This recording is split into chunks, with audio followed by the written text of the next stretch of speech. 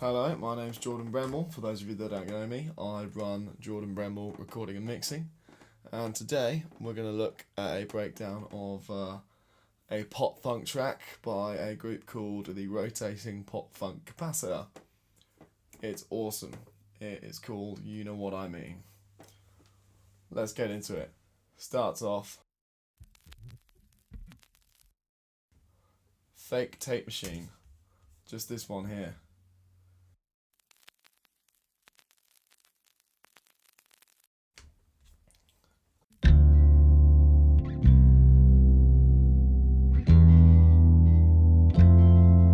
Why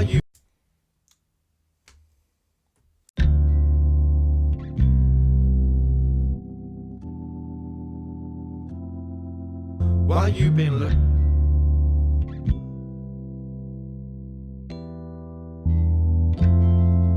Why you been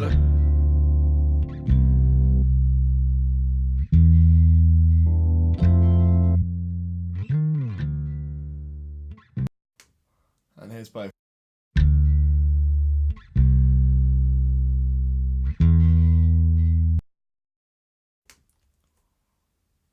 They're both great. And then we get into the verse, and we got dum dum dum dum dum. We'll just start with just the bass. We'll do one bar. Looking round for me.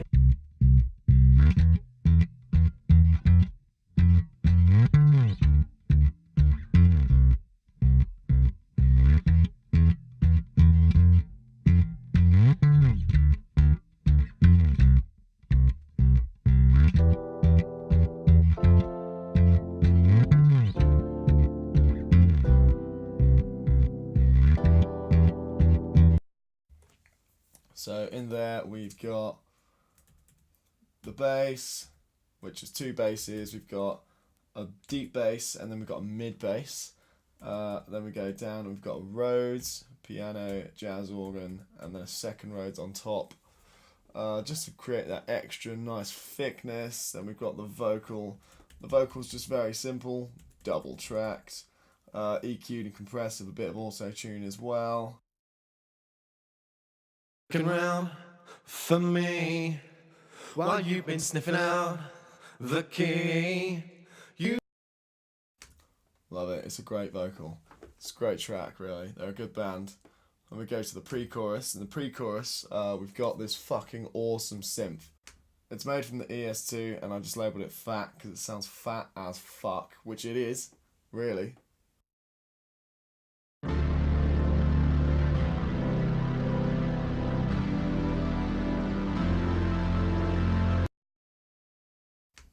With everything now.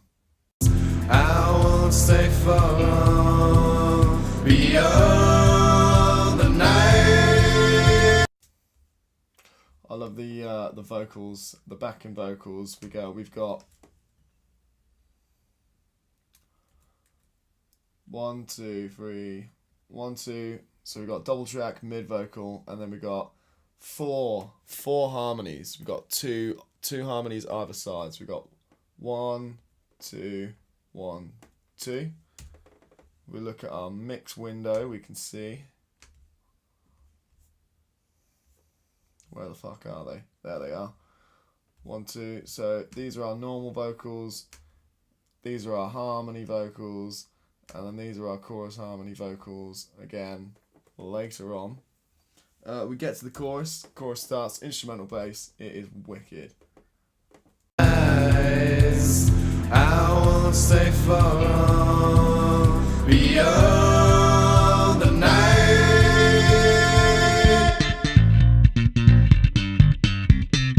You know where I am. I know what you mean. It's good, man. So we got the bass on its own. Comes in. It's just two DI basses, which is the mid bass and the low bass. There's the mid, there's the low, and then we got we reamped the bass into an amplifier, and then we added some distortion on it. It was actually this little amp here, little guitar amp, and recorded it with this microphone here, which is an SE Electronics Magneto. It's literally just the cheapest, largest diaphragm condenser mic that you can buy from SE Electronics. It's fucking wicked though. It does the job properly. It's what you want. Large diaphragm condensers are good because they're really good at capturing that low end. And if you're reamping bass through a guitar amp, which is a ridiculous idea, then a large diaphragm condenser is going to help you pick up more low end than, like, let's say, just a dynamic 57. But it's going to be fucking great. So we've got this absolute killer fucking slap from the amp.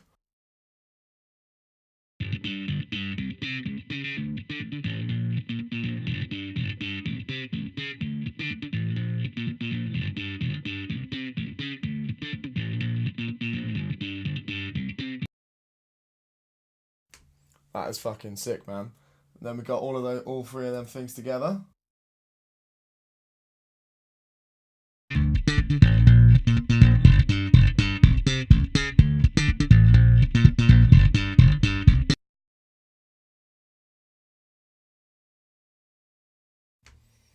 That's wicked, man. And then we got the guitars. The guitars are awesome.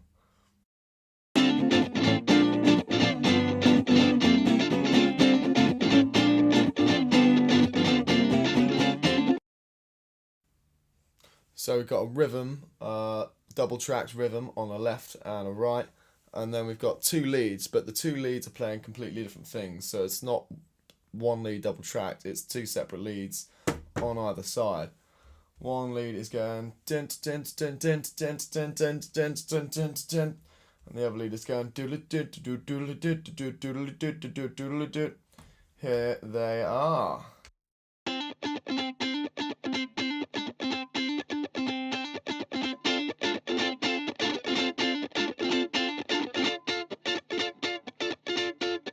They're awesome, man. What I love about recording two leads is that two leads and then having one on each side is that they kind of sound the same, but they complement each other in many different ways, and it sounds fucking wicked.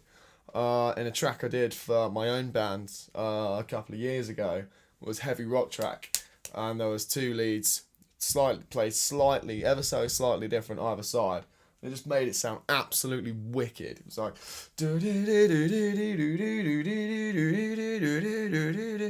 it was fucking quality. Fucking loved it. Then we got the rhythms sound like this.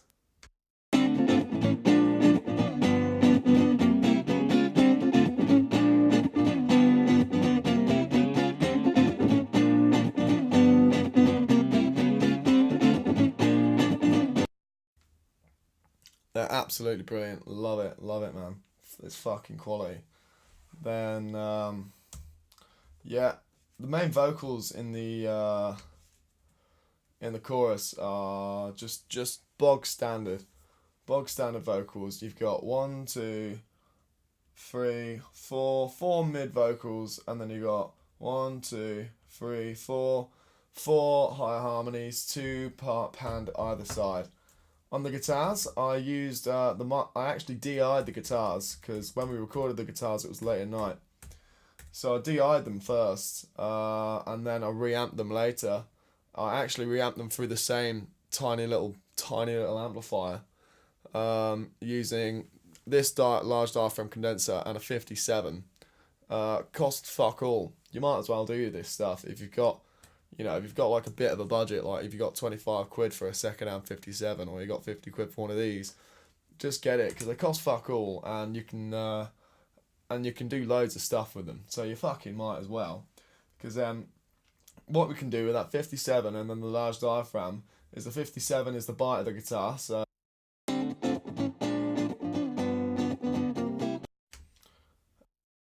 and then your large diaphragm provides you with the low end in the body of the guitar.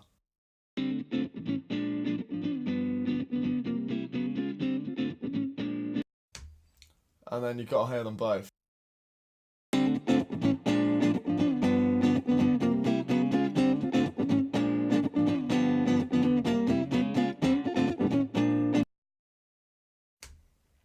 I love it, man. It's wicked.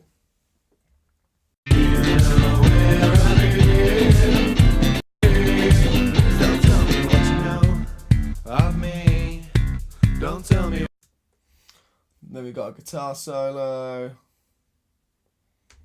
That's alright with me.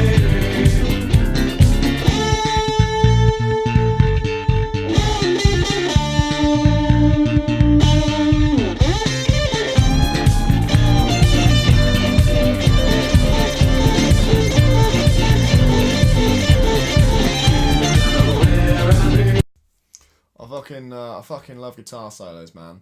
It depends. They're not always right for the song, but when you can make a taste for one, they're absolutely brilliant. The way I like to record guitar solos is again I either double mic the cab and then double track the guitar solo. So I've done that here. Or if I've only got access for one microphone for I don't know whatever reason, then I'll single mic the cab, record it 4 times, track it 4 times, and then pan them all different directions so that when your guitar solo comes in, you've got a really thick like wall of sound, and you don't necessarily need to back it up with much else behind it. Like, you know, you don't need another guitar going behind it, giving it some power. It's just pure guitar solo with everything else in it, the bass and shit, and it's fucking well good. Let's fucking listen to that.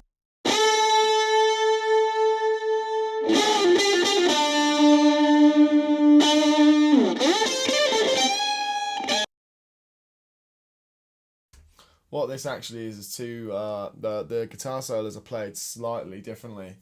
You don't really notice when you're just listening to the track, enjoying it, doing what it's supposed to do.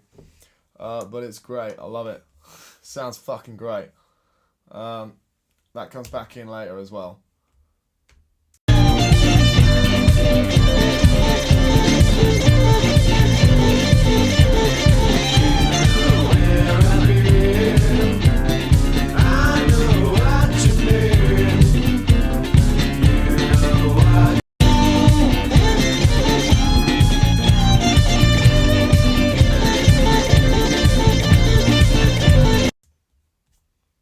What a great thing I love doing is like fucking about with reverbs. You've got to automate your reverbs because then you can get much more out of your reverbs if you're automating them. On the backing vocals, I've automated the reverb. Here we go. So I've got a reverb left and I've got a reverb right. And in the backing vocal, I'm automating them here so that there isn't any reverb until right at the end of the vocal, and it gives it that nice sound like at the end. Well, if we listen to it, you'll hear.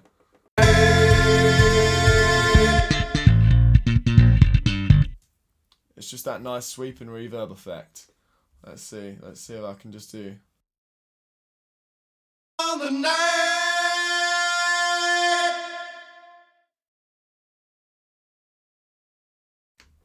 It's fucking awesome.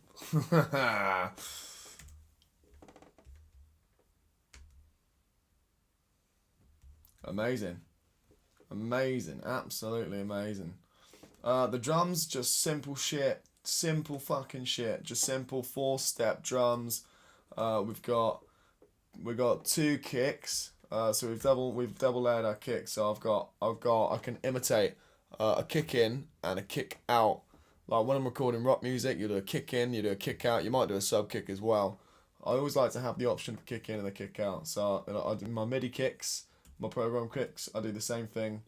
So I duplicate that. So I've got basically a mid kick, or the click of the kick, and then a kick out. And then the snare, I double the snare as well, so I can have the same thing in like rock recording when you've got a snare top and a snare bottom. We do that. It sounds great. But yeah, other than that, it's just simple kick, snare, hi-hat, and then percussion. We got a shaker.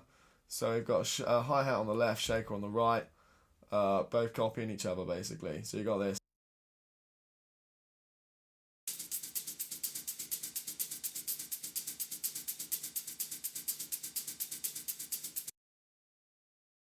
It's my own shaker. I can't find it. Where is it? There it is. I did the shaker myself. My time is not great on the old shaker because I'm not a drummer. So I've just flex timed the absolute fuck out of that. And that sounds great. And the hats sound great as well. And it's just simple shit. Simple shit with your EQs and your compression. Close mic, do the EQ first. If it's distant mic, like a room mic or a drum bus, compress first, depending on your style. It's good shit. It's good fun. And well, that about wraps it up.